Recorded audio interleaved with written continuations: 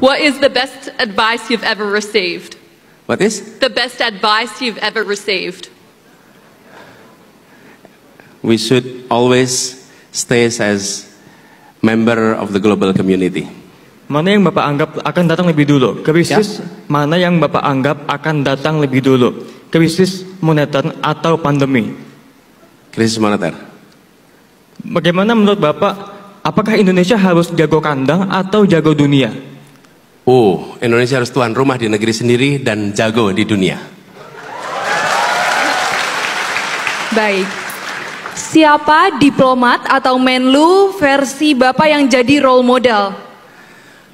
Nomor 1, Agus Salim, Bapak diplomat Indonesia. Kedua, boleh sebut berapa kan? Kedua, saya kagum dengan Muhammad Rum. Kemudian yang ketiga, Pak Muhtar Kusumaatmadja yang berhasil mendapatkan UN Clause. Dan yang tidak kalah penting adalah salah satu orang yang sebenarnya berpotensi jadi sekjen PBB, tapi karena ada beberapa persoalan adalah Bapak Ali Alatas. Itu role model. Okay. Di mana posisi anak muda dalam kebijakan luar negeri di periode Bapak nanti? Menjadi salah satu, seperti saya sampaikan tadi, anak muda harus menjadi bagian dari diplomasi dunia. Apa yang mereka kerjakan melalui digital atau non-digital, negara harus memfasilitasi. 3 negara pertama yang akan Bapak kunjungi apabila Bapak menjadi presiden. That's the first. Oke. Pertama adalah kembali hadir di dalam sidang umum PBB. Nomor 1. Karena kalau hadir di sidang umum PBB, maka otomatis saya akan bisa melakukan bilateral meetings dengan berbagai kepala negara dalam 1 kali kunjungan. Dan bukan menjadi partisipan penonton, tapi partisipan yang membawa gagasan Indonesia untuk arah ke depan dunia. Yang kedua adalah tetangga-tetangga kita. Tetangga-tetangga kita adalah sahabat terdekat, itu yang harus kita jangkau. Dan yang berikutnya, yang ketiga, saya ingin bisa datang ke tanah Palestina. And the second is, Palestina merdeka dalam berapa tahun? 10, 20, atau 50 tahun kalau menurut Bapak? Ya, gini, berapa tahunnya hanya Tuhan yang tahu. Oke? Tetapi, seperti Indonesia dulu, tahun 28 kita deklarasi Sumpah Pemuda. Kemudian kita berjuang, waktunya panjang, 08 kita Sumpah Budi Utomo dengan Kebangkitan Nasional. Kalau saat itu ditanya kapan Indonesia merdeka, kita belum tahu tanggalnya, waktunya, tahunnya.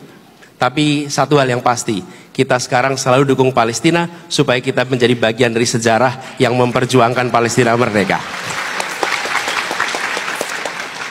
Baik, selanjutnya, menurut Bapak, apa saja 5 negara strategis bagi Indonesia untuk memperluas kerjasama internasional?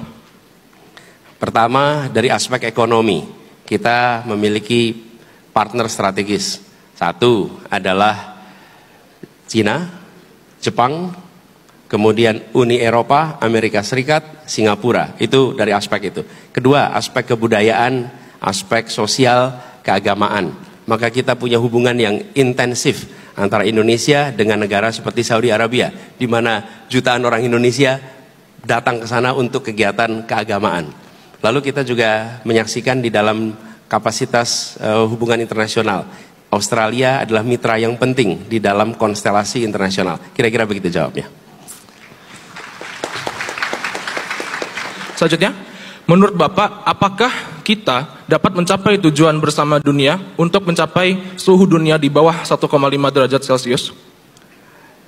Nampaknya 1,5 derajat Celcius itu sudah tidak lagi mudah dijangkau. Seperti saya sampaikan tadi, kita nampaknya kondisinya mengarah pada 2,5 sampai 3 derajat Celcius. Tapi menurut kami, semua kesepakatan global tentang lingkungan hidup harus dilaksanakan, dan salah satu kunci utamanya adalah kawasan urban. Jadi menurut kami kita punya tanggung jawab untuk menjaga itu, karena konsekuensinya ada pada Indonesia dengan negara kepulauan. Cuman angka 1,5 nampaknya tidak sesuai dengan kenyataan hari ini. Which is more important to Indonesia, the G20 or ASEAN?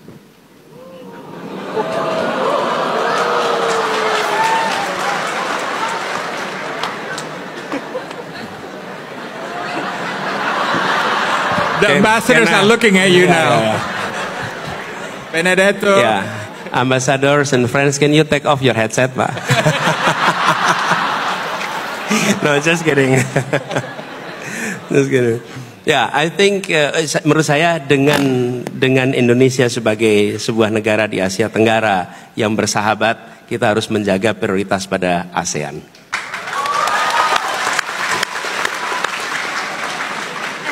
An easy one. Tapi ini kan selalu begini. Ini bukan apa mutually eksklusif. Tapi kalau ditanya harus milih, ASEAN dulu baru G20. Apa tuh mutually eksklusif itu bahasa Indonesianya apa? Mutually eksklusif. Anybody know? Mutually eksklusif itu gini, kalau ambil yang satu berarti enggak yang satunya. Itu mutually eksklusif. Tapi kalau ini sebetulnya prioritas. Ini juga, ini iya, tapi urutannya berbeda. Gitu kira-kira. Yuk. What was your favorite subject at school?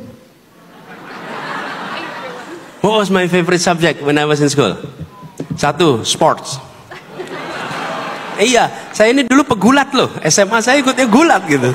Iya, I am a wrestler and I spend a lot of time. Dan kalau wrestling itu, kalau olahraganya luar biasa latihannya, bangganya itu kalau dibilang gini, Den. Good, you're animal. Coba bayangin, dibilang binatang itu bangga gitu. Karena kalau wrestling itu kuat sekali. Nomor satu sports, yang kedua saya senang sejarah, yang ketiga like it or not saya senang matematika. Baik, apabila Bapak bisa makan malam dengan 3 orang, baik secara historical, fictional ataupun selebriti, siapa yang akan Bapak ajak makan malam?